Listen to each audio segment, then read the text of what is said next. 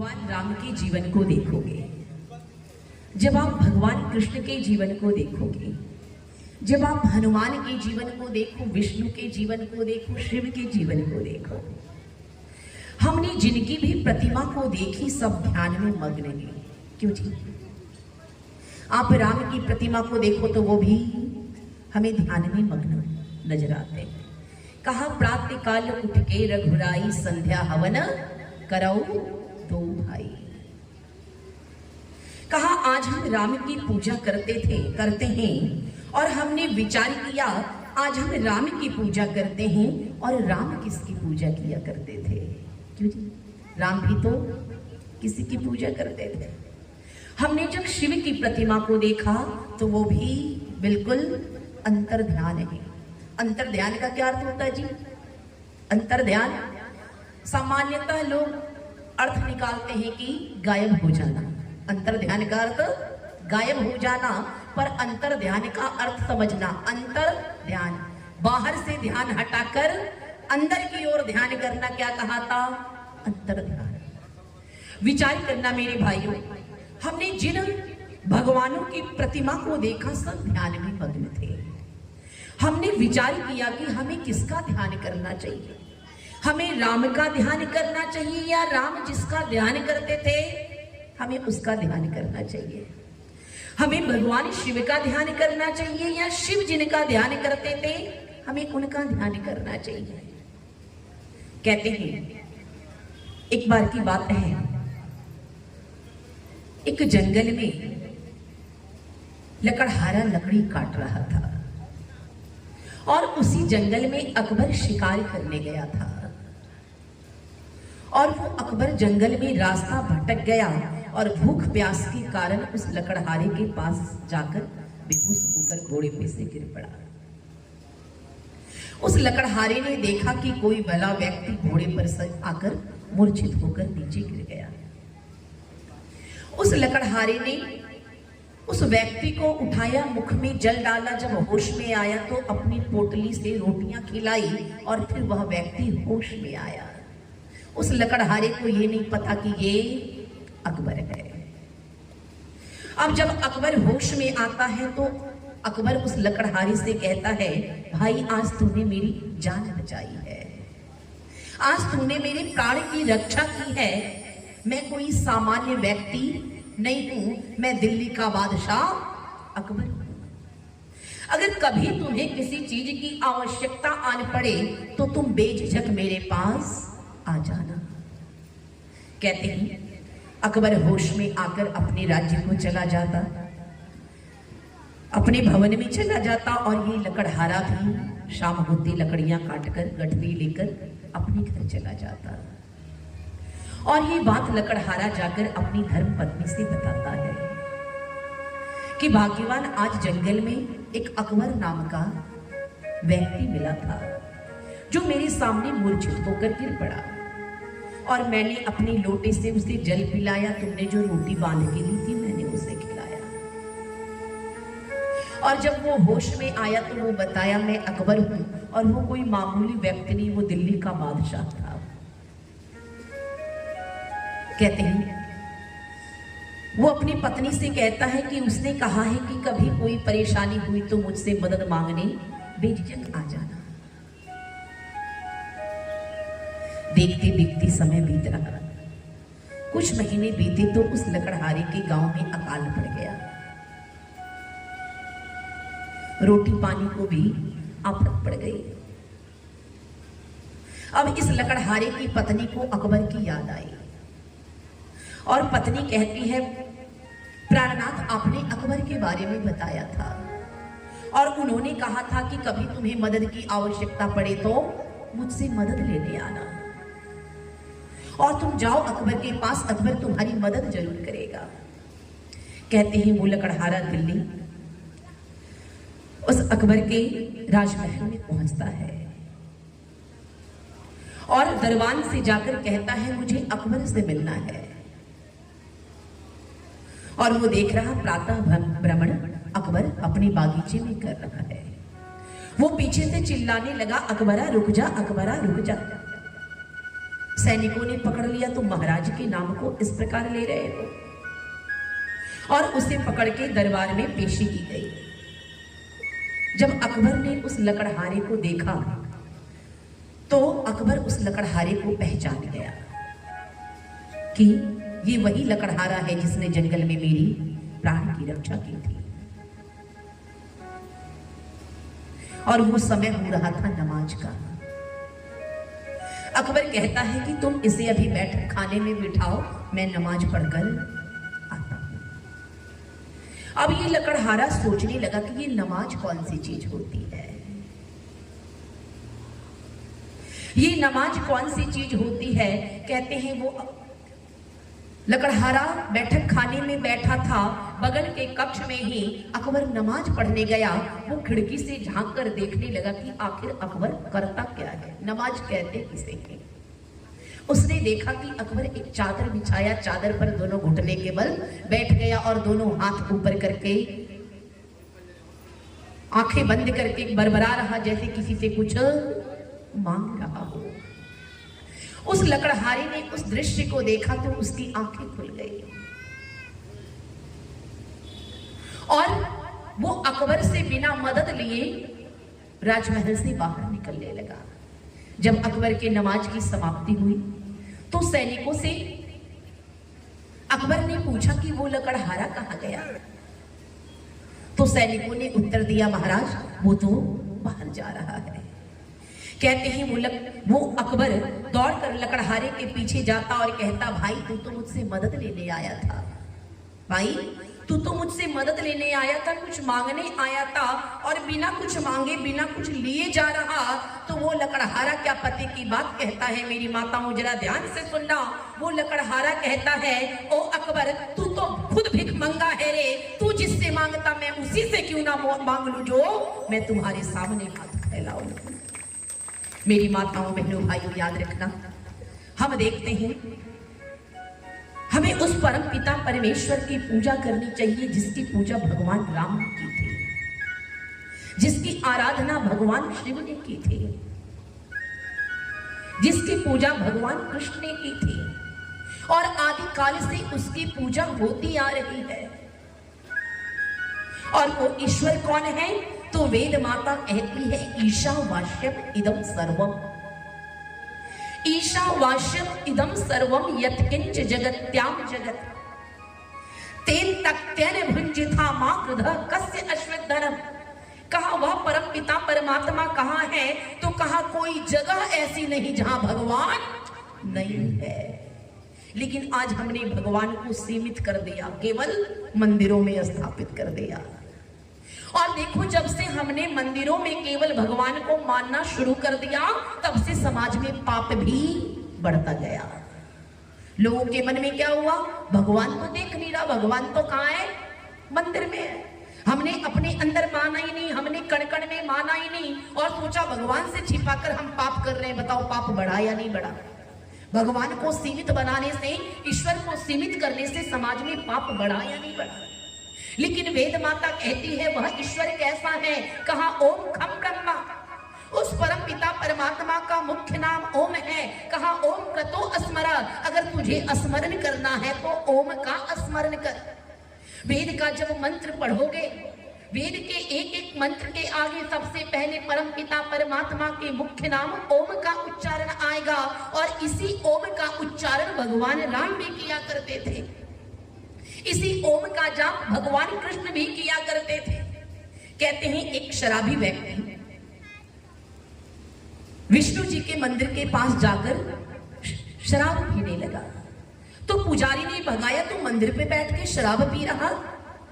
फिर वहां से भागकर चर्च पे गया, चर्च वालों ने भी भगा दिया, पादरी ने भी भगा दिया। फिर वो मस्जिद में आकर बैठ गया और मौलाना से कहता है, जाहिद शराब पीने दे मस्जिद में बैठकर, जाहिद शराब पीने दे मस्जिद में बैठकर, या वो जगह बता जहां खुदा नहीं है।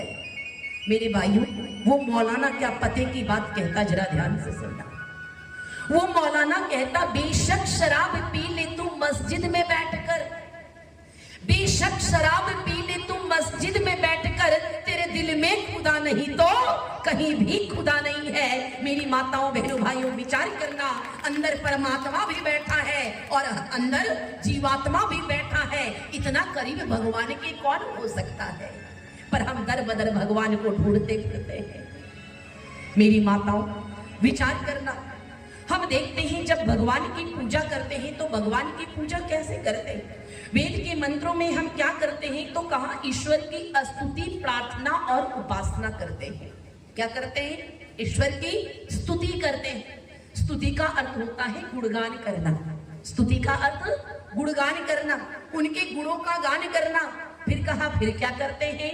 कहा स्तुति के बाद हम प्रार्थना करते हैं। प्रार्थना का अर्थ मांगना। हम अपनी आवश्यकताओं की चीज परमपिता परमात्मा से मांगते हैं। फिर कहा तीसरा क्या करते हैं? तो कहा उसकी उपासना करते हैं। कहा उपासना का अर्थ क्या होता? कहा उप का अर्थ समीप, आसन का अर्थ बैठना। किसके समीप बैठना? परमपिता परमात्मा के समीप बैठना। ईश्वर की स्तुति, प्रार्थना और उपासना करते हैं। मेरी माताओं विचार करना, हमने परमपिता परमात्मा का गुणगान किया, हमने उससे मांगा और उसकी उपासना की। एक बात बताना, कहा संगत से गुण होते हैं, संगत से गुण जान। हम जिसकी उपासना करते हैं, जिसके साथ बैठते हैं, उसके गुण हमारे अंदर आने शुरू हो जाते हैं। क्यों? अगर गुड़ी के पास बैठते तो गुण आने लगता है, अगर दुर्गुड़ी के पास बैठे तो हमारे अंदर दुर्गुण आने लगता है। और हम करते हैं परमपिता परमात्मा की उपासना। जब हम उसके समीप बैठते हैं तो उसके भी तो गुण आने चाहिए ना। क्यों जी? अभी जाड़े का मौसम है, अभी तो थोड़ी धूप निकली है, पर कल से सूर्य भगवान नजर ही नहीं आ रहे थे। फिर घर में हम गर्मी प्राप्त करने के लिए क्या कर रहे थे जी? कंडे जला रहे थे, उपले जला रहे थे, लकड़ियां जला रहे थे। और क्या करते थे? दूर बैठते थे या पास जाकर बैठते थे? कहां बैठते हैं? अग्नि के पास या अग्नि से दूर? पास जाकर बैठते। और जो ही अग्नि जलती है, अग्नि के पास बैठते हैं तो अग्नि के गुण हमारे अंदर आने शुरू हो जाते हैं। जो हाथ हमारा बर्फ जैसा ठंडा हो रहा था, अब इसमें अग्नि की गर्मी आने लगी। अर्थात हमने अग्नि की उपासना की तो अग्नि के गुण हमारे अंदर आने प्रारंभ हो गए। अब देखते देखते महीने बीतेंगे और मई जून का समय आएगा। और मई जून में क्या आ जाता है जी? गर्मी आ जाती है। और जब बच्चों की गर्मी छुट्टी होती है तो पति पत्नी सोचते हैं चलो परिवार के साथ कहाँ चले? हिल स्टेशन, बर्फीली वादियों में चले। और चल दिए हम कुल्लू मनाली, चल दिए हम नैनीताल, चल दिए मसूरी। क्यों? क्योंकि वहां बर्फ की वादियां हैं, वहां गर्मी में भी शीतलता प्राप्त होती है। हम यहाँ जून के महीने में तप रहे थे और जो ही हमने मसूरी में प्रवेश किया, जो ही हमने नैनीताल में प्रवेश किया, अर्थात हम बर्फ के नजदीक गए तो हमारे शरीर को क्या मिलने लगा जी? शीतलता मिलने लगी। बर्फ के पास जाकर शीतलता मिलने लगी। मेरी बहनों विचार करना, हम जब बर्फ के पास गए तो उसके गुण से हमारा शरीर भी ठंडा होने लगा। जब हम पुष्प के बागीचे में जाते हैं, पुष्प के बागीचे में जाते हैं तो पुष्प मुस्कुरा रही है और पुष्प के पास जाते हैं तो हमें पुष्प से क्या प्राप्त होने लगता है जी? सुगंध प्राप्त होने लगता है। और जब हम पुष्प को छूते हैं तो सुगंध हमारी उंगलियों पर भी आ जाती है। विचार करना, हम अग्नि के पास गए तो अग्नि के गुण हमारे अंदर आने लगे। हम बर्फ के पास गए तो बर्फ के गुण हमारे अंदर आने लगे। हम पुष्प के पास गए तो पुष्प के गुण हमारे अंदर आने लगे। मेरी माताओं एक बात बताना, क्या अग्नि के पास जाकर हमें गर्मी मांगनी पड़ी? क्यों जी? क्यों भाइयों? अग्नि के पास जाकर क्या अग्नि से हाथ जोड़कर हे देवता हमें गर्म कर दो, हमने ऐसा कहा? नहीं कहा। बस हमने अग्नि की उपासना की और उसके गुण हमारे अंदर आने प्रारंभ हो गए। हम बर्फ के पास गए, बर्फ से उसकी शीतलता मांगनी नहीं पड़ी, बस हम उसकी उपासना किए तो उसके गुण हमारे अंदर आने प्रारंभ हो गए। हम पुष्प के बागीचे में गए और बागीचे में जाकर पुष्प से कहना नहीं पड़ा कि तू मुझे अपनी सुगंध दे। हमने उसकी उपासना की तो उसके गुण हमारे अंदर आने प्रारंभ हो गए। तो मेरी बहनों, मेरे भाइयों, विचार करना, जब हमने भगवान की उपासना की तो भगवान के गुण क्या हमारे अंदर आए? क्यों जी? अभी हम किसकी उपासना कर रहे हैं? हम किसकी उपासना कर रहे हैं? भगवान राम की उपासना कर रहे, भगवान राम की बातों को सुन रहे, भगवान राम के जीवन को देख रहे। क्यों जी? वक्तृता के माध्यम से हम नजरों के सामने भी देखते हैं, काल्पनिक आंखों से उन कथाओं को हम चलचित्र के रूप में अपने काल्पनिक आंखों से देखते हैं। नजर आता है कि देखो राम जी का विवाह हो रहा है, देखो राम जी का राज्याभिषेक हो रहा।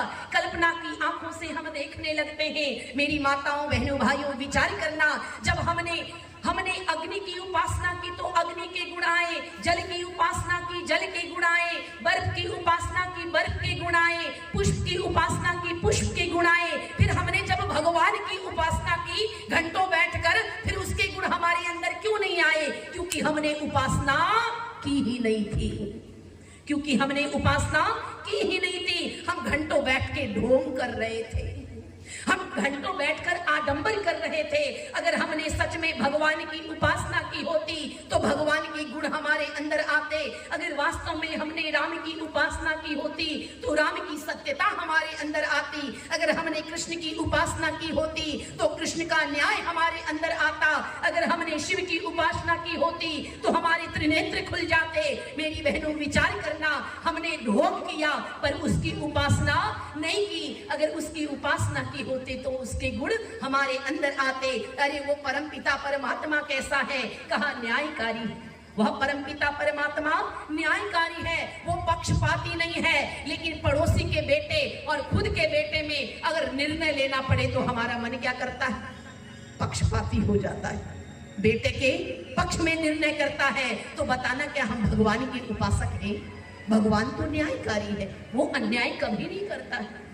विचार करना मेरी माताओं, बहनों, भाई, कहा हमने उपासना की फिर भी हमें उसके गुण क्यों नहीं प्राप्त होते? जबकि कहा जाता सुनते हैं तेरी रहमत दिन रात बरसती है, सुनते हैं तेरी रहमत दिन रात बरसती है। एक बूंद जो मिल जाए तकदीर बदल जाए। अगर उसके रहम की एक बूंद भी हमें प्राप्त हो जाए तो हमारी तकदीर बदल जाएगी। एक बात बताना, अगर हमें उसकी कृपा प्राप्त नहीं हुई, उसकी रहमत हमें प्राप्त नहीं हुई, क्या उसकी कृपा में कमी है? क्यों जी? अगर अग्नि के पास जाइए और अग्नि के पास जाकर भी आपका शरीर गर्म ना हो, कभी कभी एक बुखार लगता है जिसे जाड़ बुखार के नाम से जाना जाता है। क्यों जी? जाड़ बुखार होता है, कितनी भी अग्नि जला दो, कितनी भी रजाई उड़ा दो, फिर भी शरीर कांपता रहता। तो क्या बताओ, अग्नि ने काम करना छोड़ दिया? अग्नि ने काम करना छोड़ दिया, रजाई ने काम करना छोड़ दिया। आप पुष्प को सूंघे, आप इत्र को सूंघे, लेकिन आपको इतनी तेज जुकाम लगी है कि उसकी सुगंध का आभास नहीं हो रहा। तो क्या पुष्प ने अपना गुण छोड़ दिया? इत्र ने अपना गुण छोड़ दिया? नहीं छोड़ा। अरे विकार आया तो कहाँ आया? हमारे शरीर में विकार आया, जिसके कारण अग्नि की गर्मी हमें प्राप्त नहीं हो पा रही। विकार आया तो हमारी नासिका में विकार आया, जिसके कारण पुष्प के सुगंध हमें प्राप्त नहीं हो रहे। अरे परमपिता परमात्मा की कृपा की वर्षा तो दिन रात होती है, उसके कृपा में कोई कमी नहीं है। विकार आया तो हमारी भक्ति में विकार आया, विकार आया तो हमारी श्रद्धा में विकार आया, विकार आया तो हमारे समर्पण में विकार आया, विकार आया तो हमारे बलिदान में विकार आया। अगर हमने सच्चे हृदय से उसकी उपासना की होती तो उसकी कृपा के पात्र हम बनते। याद रखना, ईश्वर दो कार्य करता है, एक दया करता है और एक कृपा करता है। ईश्वर क्या करता है? दयालु भी है और कृपालु है, पर दया सब पर करता है पर कृपा सब पर नहीं करता। दया सब पर करता है पर कृपा सब पर नहीं करता है। अब विचार करना, कृपा किस पर करता है? एक बात बताना, कृपा प्राप्त करने के लिए हमें क्या करना होगा? अगर LKG का बच्चा अपनी माँ से कहे माँ मुझे MA का किताब खरीद दो, अगर LKG का बच्चा अपने पिता से कहे पिताजी मुझे MA की पुस्तक ला दो, क्या आप लाके देंगे? लाके देंगे? नहीं लाके देंगे। क्यों? क्योंकि अभी उसकी वो योग्यता नहीं है। अरे परमपिता परमात्मा की कृपा की पात्रता को प्राप्त करने के लिए हमें योग्य बनना होगा, उस योग्यता को प्राप्त करना होगा। आज तो वास्तव में हमें कृपा का अर्थ ही नहीं पता। आज कृपा कहते किसे हैं हमें नहीं पता है। विचार करना कृपा कहते किसे हैं। आज अगर किसी ने बहुत सुंदर मकान बना लिया, अरुणेंद्र जी का मकान बहुत सुंदर है, परिवार भी बहुत अच्छा है, गाड़ियां भी दरवाजे पे खड़ी है, अगर मैंने कहा अरुणेंद्र जी आपका मकान बहुत सुंदर है, तो भ्राता जी क्या उत्तर देंगे? ये तो क्यों जी, ये तो ईश्वर की कृपा है।